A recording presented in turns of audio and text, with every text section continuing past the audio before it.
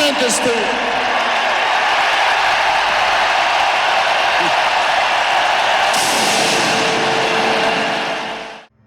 On June 16th, 2006, the Edmonton Oilers lost Game 7 of the Stanley Cup Finals to the Carolina Hurricanes. A heartbreaking result for Edmonton, and even fans across Canada who had just lost a second Stanley Cup Final Game 7 in a row. Though it was a Cinderella run, this was a strong and deep Oilers team that featured former Hart winner Chris Pronger, grizzled vet Dwayne Rollison, or Rolly the goalie, gritty goal scorer Captain Canada Ryan Smith, Alesh Hemsky, Sean Horkoff, Jarrett Stoll, Yaroslav Spacek, real captain Jason Smith, and lots of other good players.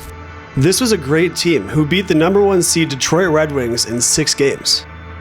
It was a Cup final caliber team, and this was the only run they had together before being blown to pieces. What followed this sparkling run was a journey into the heart of darkness for the Oilers and their fans. Following their surprise Cup Finals run, they would miss the playoffs for 10 consecutive seasons despite desperate efforts to rebuild and retool. The Oilers' exploration wells just kept coming up dry. This was a period that would test their sanity and augur in rule changes to the draft lottery because this team was just so good at being terrible. 3 first overall picks wasn't unprecedented in the NHL. The Nordiques also shamefully experienced this shortly before they were euthanized and moved to Denver. But it was an indictment of Edmonton's management and coaching to reach such a historical level of suck. To their credit, they did eventually lean into a rebuild. Pragmatic, right? And with the rebuild, each year brought a new sense of optimism to Alberta's capital, luring loyal fans into thinking, this is the year we put it together. Or even, we'll see some progress. But they didn't. Edmonton floundered for a decade before finally catching a real glimpse of light in the darkness. This Oilers era spectacularly failed to launch, but it did accidentally set in motion the arrival of their savior, Connor McDavid, McJesus. Let's get into it. A quick aside, thank you to everyone who watched my first video and especially to those who subscribed. Cool shit, guys. It's 2006 and fresh off of a finals appearance they took to 7 games, these Oilers knew how close they had come to immortality. Winning that Stanley Cup would have been Edmonton's first championship since 1990, when Mark Messier led them to their lone cup without Gretzky. It wasn't meant to be, but they were confident they could run it back next year, at least for a few days. Chris Pronger, the stud defenseman who had galvanized the franchise upon his arrival less than a year ago, demanded a trade on June 23, 2006, just 4 days after the Oilers' Game 7 defeat. Gut punch. It was reported that his wife Lauren wasn't a fan of the city itself, so it wasn't a trade request for hockey reasons. And then a couple weeks later, on July 3rd, Edmonton's number 1 D-man was gone, shipped off to Brian Burke's Anaheim in exchange for future Leaf star Joffrey Lupul, Ladislav Schmid, Anaheim's 2007 first-round pick, a conditional first, and a 2008 second-rounder. Not a great haul, but it's impossible to win a trade where you're forced to trade your franchise D-man, especially one you thought you would have for years to come. He signed this contract a year ago. 2-time Selke winner Michael Pekka also left this offseason after signing a 1-year, $2.5 million deal with the Maple Leafs. He put up 11 points in the Oilers' playoff run, and they would miss both his offensive and defensive capabilities down the middle of their lineup. Slick winger Sergei Samsonov also left town to join the Montreal Canadiens as an FA. He had put up 15 points in Edmonton's playoff run after being acquired at the trade deadline, but they managed to hold on to their star goaltender. Rolly the goalie re-signed after his sensational play in the Cup Finals run. His MCL injury that ruled him out for the playoffs after Game 1 of the Finals is a big what-if in my mind. Could Edmonton have won if Dwayne didn't get run over by Andrew Ladd and Marc-Andre Bergeron? I don't know. The Oilers clearly thought so, as they signed him to a big 3-year deal even though he was already 36. Hemsky, Horkoff, Pisani, Stoll, Ethan Morrow, and Joffrey Lupul all then signed extensions prior to puck drop on the 06-07 season, illustrating the belief management had in this team. And to add to the team, Kevin Lowe went out and signed 2-time 30-goal scorer Peter Sikora to a 1-year deal. The Czech was happy to join fellow countryman Hemsky and had just put up 31 points in 40 games for the New York Rangers. Lowe also drafted Jeff Petrie with the 45th overall pick. When the season began, there didn't appear to be any kind of cup final hangover after their long run. They had a strong start and sat at 13-9-2 at the end of November. Yes, this team missed Pronger, but they believed they had more than enough juice for another playoff run. Then came a bad December that was just an appetizer for a disastrous 1-12-1 March, where the wheels completely fell off this promising team. Then at the deadline, the Oilers traded pending free agent and fan favorite Ryan Smith to the New York Islanders despite being just $100,000 apart in extension talks, and the Oilers didn't seem to emotionally recover from this move. Their offense just dried up this year, finishing as the lowest scoring team in the league, and their defense struggled without the big Pronger on the back end. Ryan Smith actually tied for the three-way team lead in points with 53, with Sikora and Hemsky, despite getting moved at the deadline, while Lupul, Torres, and Pisani disappointed offensively. Stoll had a pretty good year though, with 39 points in 51 games and provided his defensive acumen in many losing efforts. The result, a disappointing 32, 43-7 record that had them finish 25 points out of the playoffs, 12th place in the West. And thanks to the Carolina Hurricanes also missing the playoffs, these two recent finalists earned the dubious distinction of being the first Stanley Cup finalists to both miss the playoffs the following year. Ever. And to rub salt in the wound, Pronger won his first cup with the Anaheim Ducks this year, punctuating Edmonton's miserable 06-07 season. But this team was just a year removed from a finals run and had the same core. They just needed to plug some holes and stop this oil tanker from sinking. They started their offseason at the draft, where they owned 3 first-rounders. They drafted Sam Gagner 6th overall, Alex Plante 15th, and Riley Nash 21st. Of the 3, only Gagner would be a regular player for the Oilers, although Riley Nash had a long career elsewhere. The Oilers also drafted Linus Omark in the 4th round, who we'll all get to know in a bit. Then on July 1st, 2007, the Oilers traded captain Jason Smith and Joffrey Lupul to the Philadelphia Flyers for Joni Pitkanen, Jeff Sanderson, and a 3rd rounder, killing the Lupul experiment just one disappointing year in.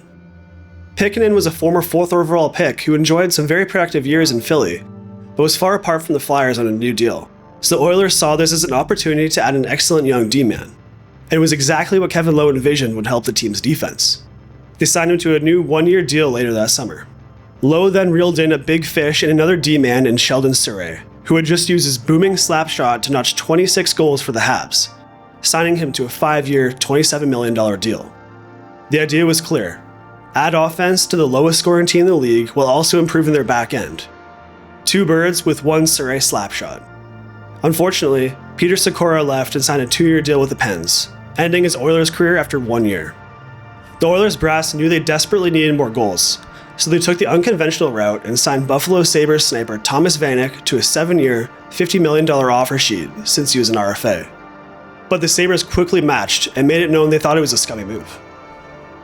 So Lowe scoured the market for an alternative way to add juice to his offense and settled on Dustin Penner, the undrafted power forward who had just helped Pronger and the Ducks win their first cup.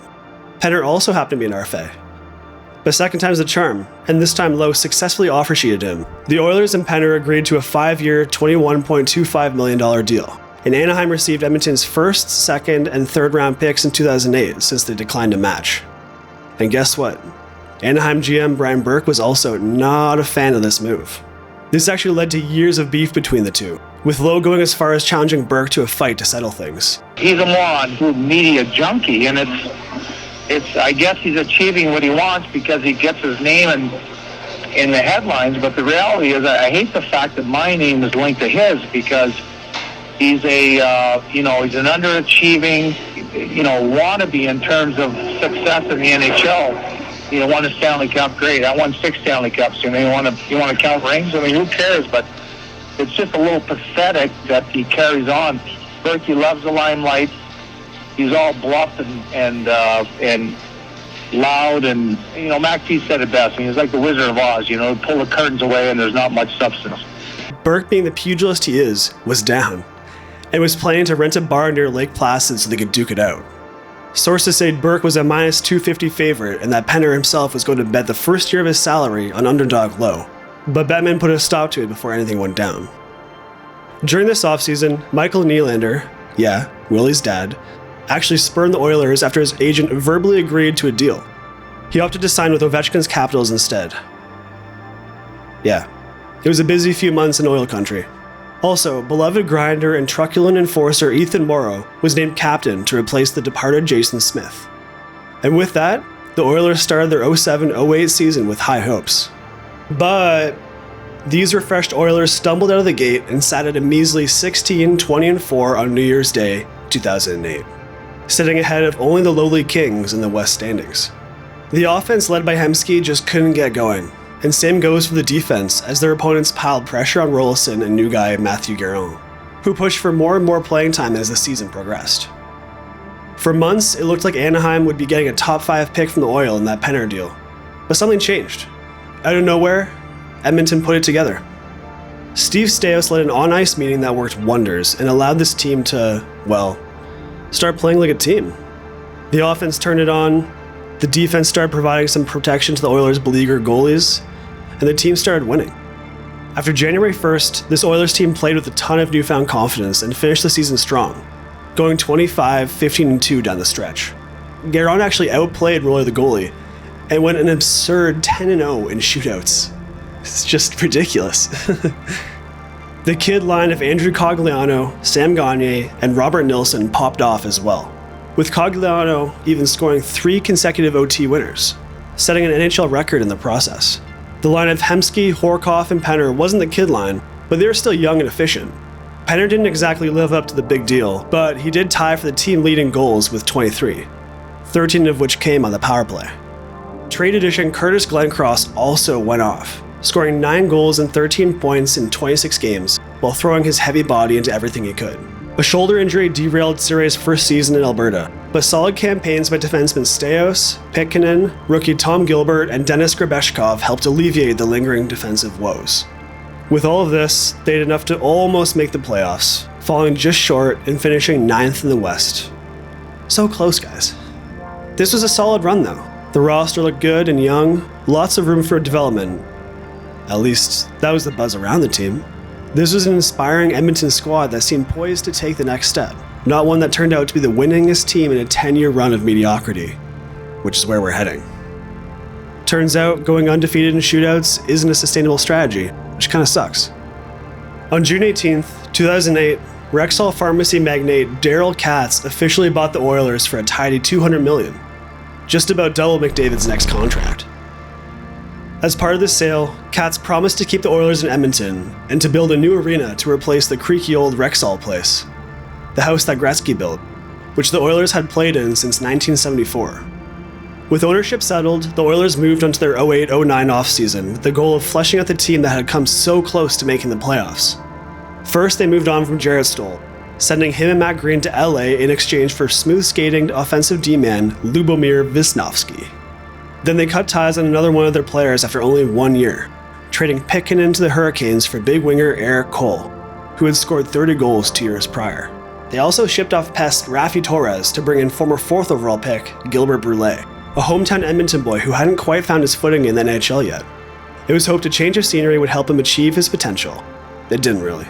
They also drafted future World Junior star for Canada, Jordan Eberle, 22nd overall from the Regina Pats. I love this guy. They then signed a few extensions, but other than that, it was a pretty chill offseason. Lowe and new GM Steve Tambellini, who arrived on July 31st after most of the work was done, expected this team to take the next step by developing internally. And while success wasn't immediately apparent, this Oilers team was no pushover either. Guerin started the year as a starter, but some tough games forced McTavish to go back to Roley. These two split starts, with Jeff Delorier as well, based on who had the hot hand for a while before Guerin was traded to Pittsburgh in January. From there, it was Dwayne's net. And by February 1st, 2009, it looked like they had made the steps required to be a playoff team again, as they sat 6th in the West with a 25-21-3 record. Never mind that they had a negative goal differential, it was this team's year. Hemsky was this team's offensive engine again, notching 66 points in 72 games. Sheldon Surrey bounced back from his shoulder injury and showed that he still had his signature clap bomb with 23 goals. And Tom Gilbert had a productive year as well with 45 points. It was a dead heat to make the playoffs for a while, and McTavish squeezed everything he could out of Rolison to try and get there. Roley the goalie started 36 games in a row down the stretch and put up solid numbers. Just insane. In doing so, he became the oldest goalie to start more than 60 games in a single season. But the kid line didn't develop, as Gagner and Cogliano stagnated, Horkoff scored 3 more points than last year in 27 more games. Penner struggled to make a difference, and Wisnowski missed over 30 games.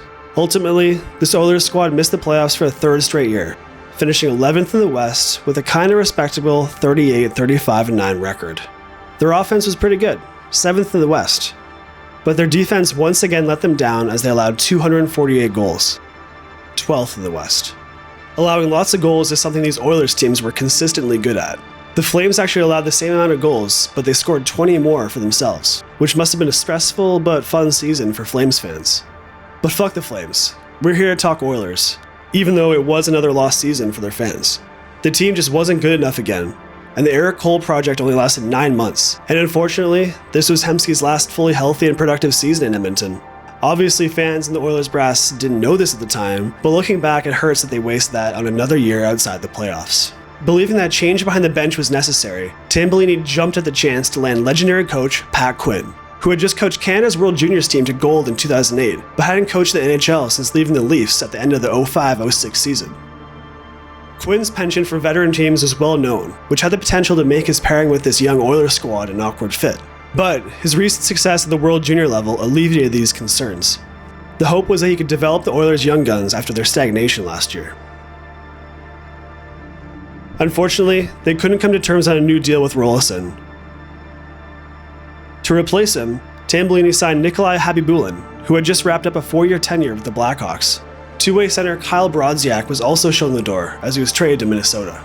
Due to their less than stellar 08-09 season, the Oilers held the 10th overall pick in the 2009 draft, where they chose young Swede Magnus Päivi Svensson, a hot prospect who was being compared to fellow Swede Peter Forsberg at the time. Big shoes, kid. And seeing an opportunity to add another offensive weapon to pair with Hemsky, the Oilers made a trade for disgruntled Ottawa Senators star Danny Heatley. Fucking 50 and 07 Heatley to you. And 06, actually. Tambellini and Senators GM Brian Murray agreed to a deal that would have sent Heatley to the Oil in exchange for Dustin Penner, Andrew Cogliano, and defenseman Ladislav Smid. But Heatley used his no-trade clause to veto the deal on June 30th, leaving the Sens on the hook for his $4 million signing bonus on July 1st. He was later traded to San Jose after Tambellini gave up on his Heater dreams. But they did sign Mike Comrie, the former hometown hero who left in disgrace 6 years ago. And that's about it for this offseason. Another not-so-busy one that meant the Oilers were hoping their young guys could continue to develop. When the puck dropped in the season, things looked about the same for Edmonton. They started the year 7-6-1, pretty much on par with last season, playing up to the fans' and management's middling expectations. But the bottom fell out pretty fast under Quinn. A 3-7-3 November was followed by a 6-8 December, before a disastrous 0-10-2 January stuck a knife in the team's playoff hopes, before Valentine's Day had even rolled around. The defense was abysmal, allowing a league-high 278 goals, and the offense wasn't much better, scoring 214 goals, which was 14th in the West. Habibulin, Delorier, and a young Dubnyk struggled in net, all ending the year with an above 3 goals against average. Surrey, Schmid, Gilbert, and Wisnowski struggled on the blue line, and a trade for Pittsburgh legend Ryan Whitney didn't move the needle, even though he played pretty well. Hemsky started the season great, going point per game over his 22 appearances, but hit from behind by Kings forward Michael Handzus ended his season in April. Sam Gagner once again showed his love for a 40-point season, and pretty much every Oiler forward struggled aside from Dustin Penner, who had a career year with 32 goals and 31 assists in a lot of losing efforts. By the end of the season, Quinn and Tambellini had presided over one of the worst seasons in franchise history, an embarrassing 27-47-8. Brutal. Their 62 points was the second lowest recorded in the team's history, only being the 60 points they finished with in 92-93. Feeling the sting, Tambellini replaced Quinn after only 1 year, promoting him to a senior advisor role within the team, to make room for new coach Tom Rennie, who had also replaced Quinn in Vancouver over a decade ago. And the Oilers were at least compensated for such a disastrous season, as they won the draft lottery on April 13th, 2010, meaning they had the number 1 pick in the 2010 draft, their first in franchise history. Ooh, but it wouldn't be their last. So on June 25th, 2010, Edmonton turned the page on their last place finish when they drafted forward Taylor Hall of the Windsor Spitfires first overall. It was a 2-horse race between Hall and fellow prospect Tyler Seguin, who went number 2 overall to the Bruins, who held Toronto's first-round pick. Hall was a 2-time Memorial Cup champ, who had put up some blistering numbers in the OHL, tying for the league lead in points with, who do you know? Tyler Seguin. He had also won a few playoff MVP awards in the OHL and the Memorial Cup, so the clutch gene was definitely there. A true difference maker. Other than that, it was a pretty slow offseason for Tambellini and company. They had Curtis Foster on a 2-year deal, lost captain Ethan Morrow to waivers to the Blue Jackets, and extended Sam Gagner. They also signed Magnus Pajärvi, Jordan Eberle, and Taylor Hall to entry-level deals, while letting former young stud Robert Nilsson depart for the KHL. Horkoff then stepped in the captaincy role, becoming the 13th captain in Oilers history. He was a good leader and was the longest tenured player at Edmonton, so it was a natural fit. Then the season began, and this 30th place team who barely made any moves and had quite a few rookies on the roster looked like a 30th place team that barely made any moves and had quite a few rookies on the roster. Surrey, their big addition just a few years prior, didn't even make the team at a training camp due to a trade request that summer, and spent the year as one of the highest paid players in AHL history. But there were positives. Jordan Eberle stunned the Oilers fan base with a remarkable first goal that would be replayed on SportsCenter for years. And his dry wit about it confused 14-year-old me, who thought he was being serious. Fellow rookies Hall, Pajärvi, and YouTube sensation Linus Omark also introduced themselves to Edmonton. Especially Hall, who played well for a teenager and notched his first career hat trick and first career Gordie Howe hat trick that year. Omark was an interesting case. This guy had dazzled fans in Sweden and Russia with his creativity for years now, so it was exciting to witness what he could do in the show. He didn't make the Oilers out of training camp and was pretty pissed off about it. But a strong showing for the Oklahoma City Barons, including a 5-goal game against the Toronto Marlies, allowed him to get called up once injuries started to bite the Oilers. There, he did this. Some people were pissed. Some thought it was cool. Like me. Hemsky also once again started hot, potting 14 goals and 42 points in 47 games. But injuries bit him again. A concussion and another shoulder injury knocked him out for the second half of the year. Injuries really did the Oilers in this year across the board, as Eberle, Gagner, Hall, Horkoff, and Witt all missed significant time. And after a few somewhat productive years in Alberta, Penner moved to Los Angeles. At the end of the season, the Oilers had missed the playoffs for a 5th straight year, and finished dead last for the 2nd year in a row, with a 25, 45, and 12 record. Maybe it wasn't all Quinn's fault. Despite their young offensive additions, the team scored even fewer goals this year, 193, which is worst in the West. Eberle led the team in points with 43. Yeah. While Gagner and Hall finished with 42 apiece. Pajärvi had 34, and Captain Horkoff only had 27.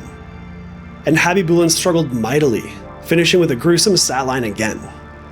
Dubnyk looked alright though.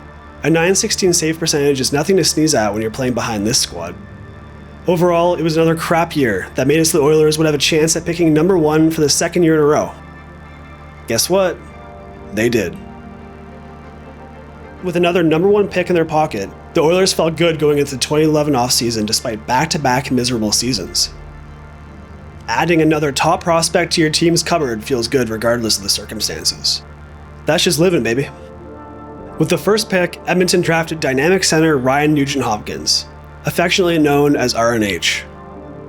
The consensus number 1 prospect, RNH lit up the WHL for the Red Deer Rebels. But it wasn't all positive, as scouts in the media raised concerns about his thin frame and questioned whether his body would hold up to NHL hockey. Give him time to bulk up, fellas.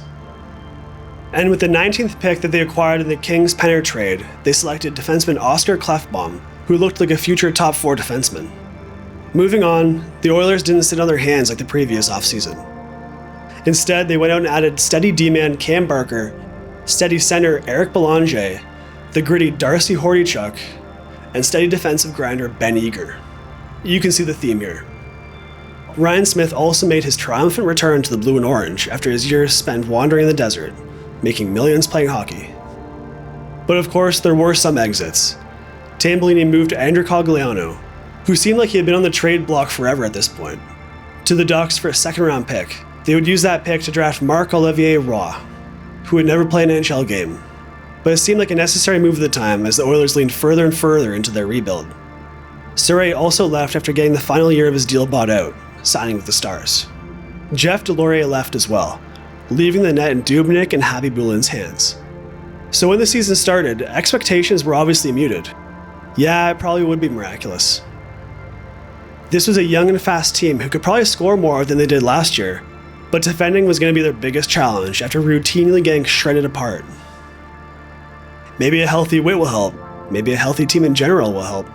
They were also looking for a young Jeff Petrie to step up and make a difference. When the season started, it looked like the puzzle pieces were beginning to fit together. A 7-2-2 start in October 2011 was a dangerous thing. It created hope. The Oilers weren't scoring a ton, but their defense, maybe so their goaltending, was playing well. But a rough November bled into the rest of the year, and big-time struggles in December and January meant the playoff drought was certain to reach 6 seasons. This was another season where their defense let them down, allowing 239 goals, which is actually an improvement on last year. Second most in the West, just above the Columbus Blue Jackets. Hilarious they were ever in the West. Their goalies also played much better this year, as both averaged over 900 save percentages and goals against averages under 3, unlike last year. So the defense kind of improved, and they got more saves. It just wasn't enough.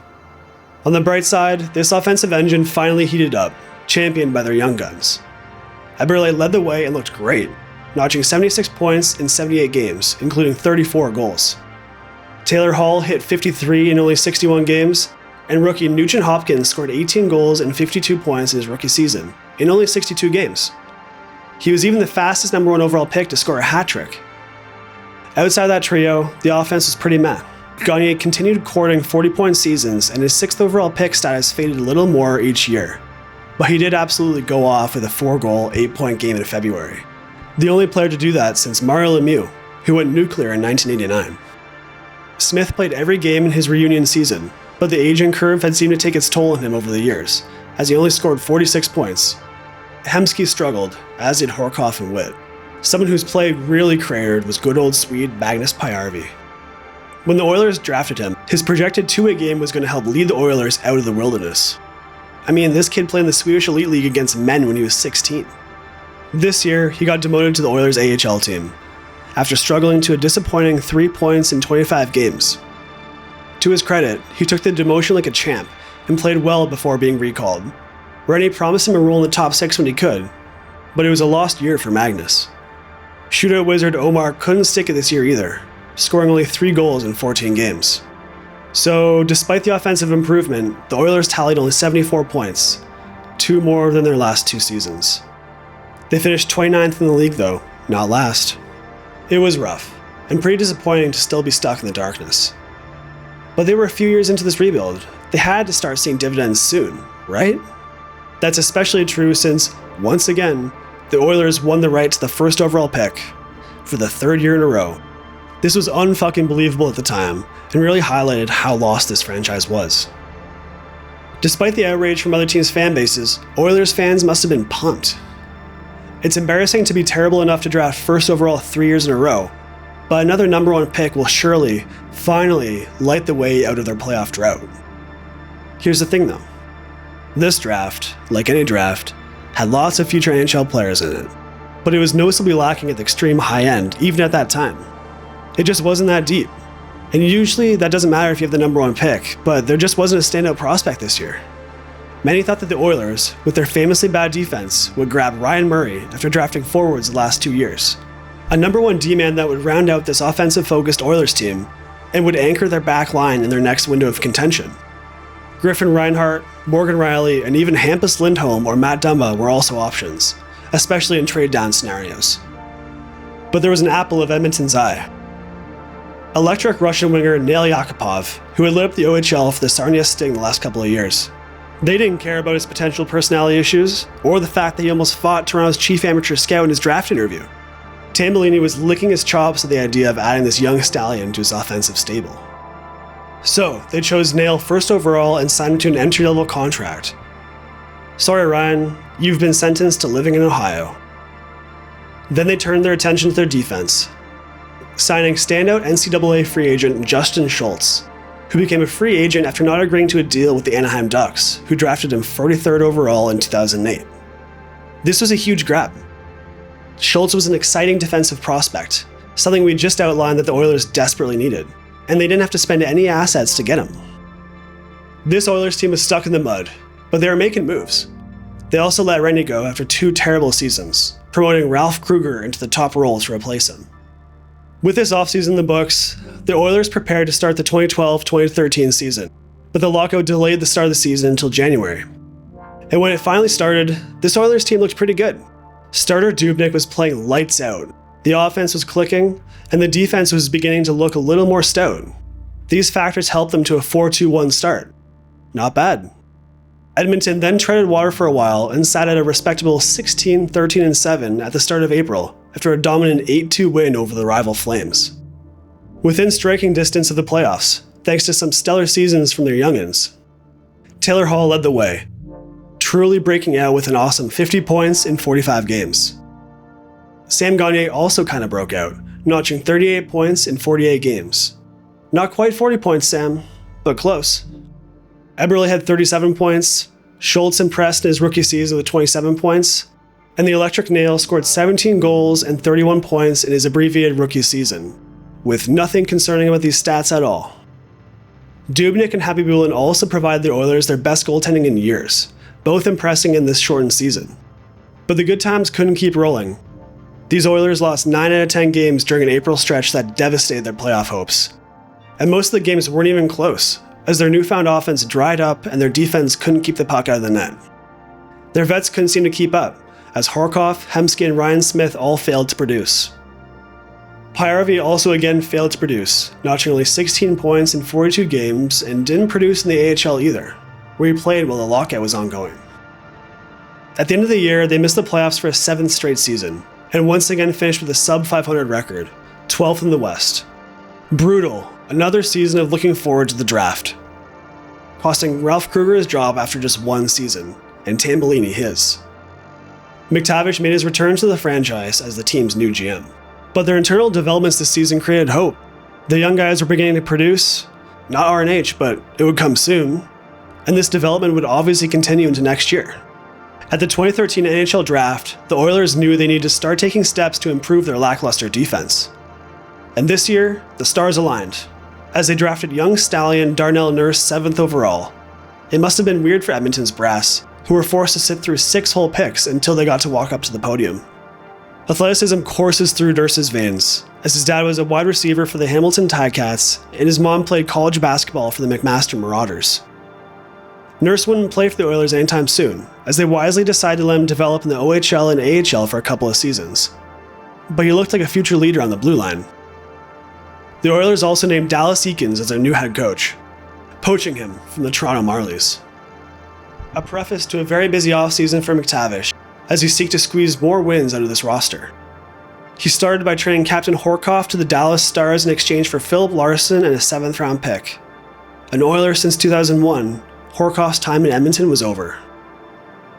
Then Pajärvi was shown the door, included in a deal with the St. Louis Blues for David Perron.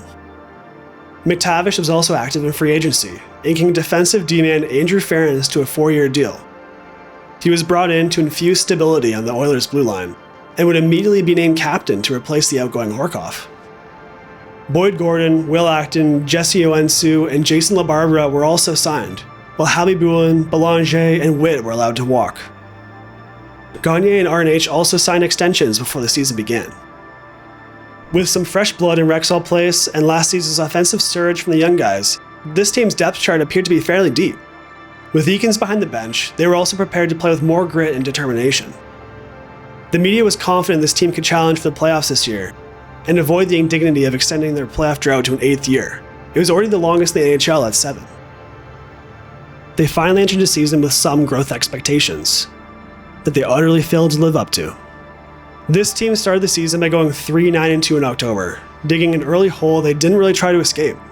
They were 8-17-2 by the end of November, and started selling off assets in December. So much for this year, Oiler Nation. I mean, they were so desperate they signed Ilya Bryzgalov in November, before flipping him in March.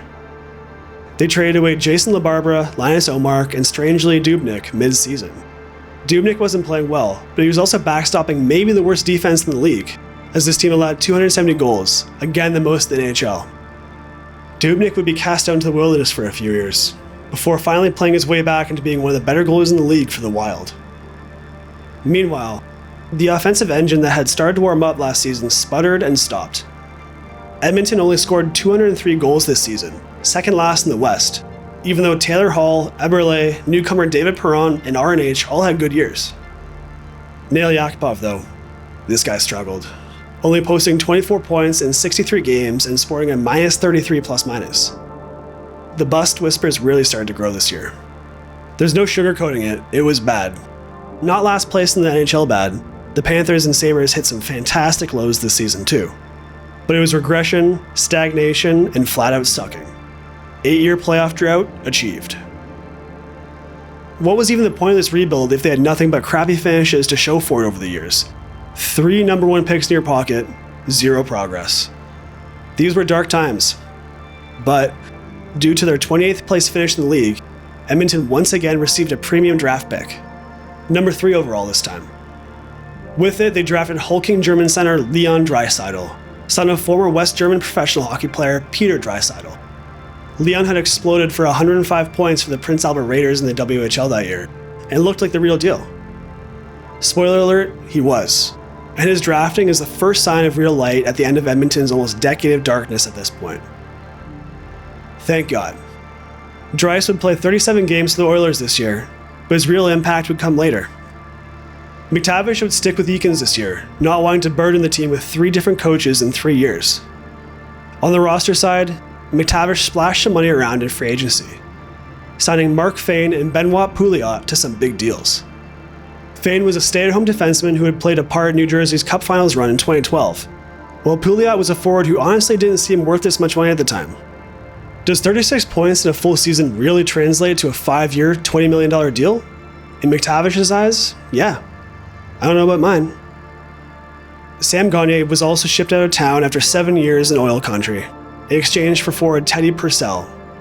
Teddy was coming off of a down year, but had shown he could produce during his time in Tampa Bay. With that, the season began, and these Oilers wanted to show that last year's bottom 3 finish was merely a temporary step backwards. But it quickly became apparent that this was the same old, pitiful Oilers team. They didn't even give their fan base a flash of hope. A 4-5-1 October gave way to a 2-9-3 November and then a 2-8-4 December. This team had won 8 games and lost 30 by the time the calendar flipped to 2015.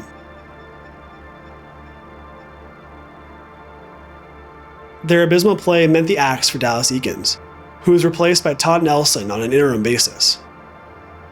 They slightly improved as the year wore on, but their playoff hopes had once again evaporated before they even had a chance to form. Year after year, this team could not keep the puck out of the net, and that trend continued this year as they allowed 283 goals, worse than the NHL again, and they only scored 198, 5th worst. Just more brutal stuff. Eberle and RNH had decent seasons to their names though. Nothing extraordinary, while Hall, Yakupov, and new additions Purcell and Pouliot had crappy years. Hall was injured again, but Yakupov played the whole year and only produced 14 goals and 33 points. Pretty disappointing for a former first overall pick who was in his 3rd season. His minus 33 plus minus was again terrible, and I know that's not a perfect stat to look at, but Yakupov's defensive deficiencies were obvious, and it was becoming clear that his offense wasn't going to outweigh his lack of effort in his own zone. In January, McTavish traded Perron to the Penguins for a 2015 first-round pick and forward Rob Klinkhammer, whose family had to be blacksmiths back in the day. While Jeff Petrie, who had failed to make any strides over the last few seasons, was shipped off to Montreal for a 2nd and 4th-round pick in March. They would miss this guy.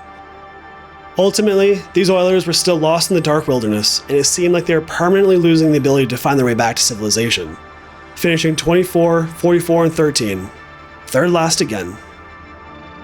The young guns were failing to develop. Their defense seemed to get worse every year, and they seemed miles away from even sniffing the playoffs. But it always seems darkest before the dawn, and that is especially true in this decade of darkness. Right when they were at their lowest, stuck in a permanent rebuild, these Oilers and their fans finally saw a light at the end of the tunnel. A McJesus that would light their way back to civilization. They would win their 4th draft lottery in the last 6 years, despite the league reducing the odds this could happen. And with that number 1 pick, they selected Connor McDavid, a generational prospect who would single-handedly alter the direction of this franchise. These Oilers already had 3 first overall picks on the team, but none like this kid. McDavid had been dominating the OHL since he was 15 due to his exceptional player status, and it can't be understated how badly this franchise needed a player of his caliber. He was their savior, a McJesus who would atone for all of his franchise's sins over the last 10 years. and they only had the chance to draft him because of their consistent failures.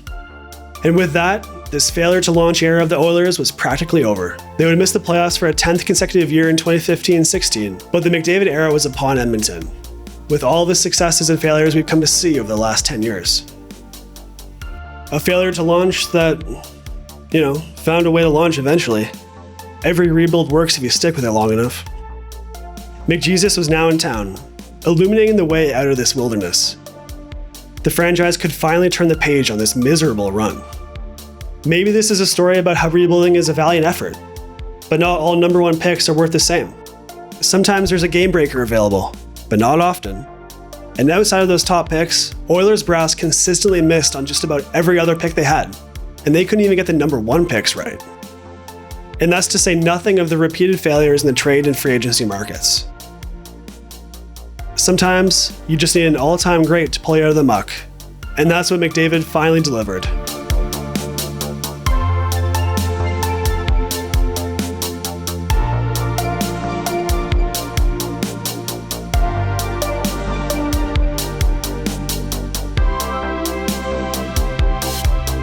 Thanks for making it to the end with me, squad. Now, let's talk business. More videos are on the way, and you can support me if you like by becoming a patron at my Monroaster Patreon. With it, you'll be able to access videos early, join my Discord, and help me out.